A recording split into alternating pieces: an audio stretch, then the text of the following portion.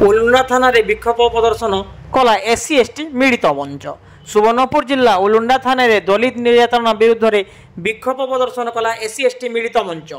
संविधान कार्यकारी होबार 75 वर्ष पर दिनकू दिन दलित मानक निर्यातना बढ़ुथिबारु एससी एसटी मिलित मंच तरफ उलुंडा तहसिल कार्यालय एवं उलुंडा थाना विक्षोभ प्रदर्शन करा जायछि। मुख्यतः उलुंडा अंचल दिनकू दिन दलित प्रशासनिक अधिकारी मानक आक्रमण घटना, असहाय दलित महिला मानक ठारू विभिन्न चाकरी प्रलोभन देखई अर्थ लुंठन घटना उपरे पुलिस निष्क्रियता जोगु हजार संख्यक दलित पुरुष महिला एकत्रित होई पुलिस प्रशासन, जिला प्रशासन, राज्य सरकार, केंद्र सरकार एपरिक बीरमहाराजपुर विधायकों विरुद्ध में नाराजबाजी करी पारंपरिक अस्त्र शस्त्र सहित विक्षोभ प्रदर्शन करिथिला एससी एसटी मिलित मंच।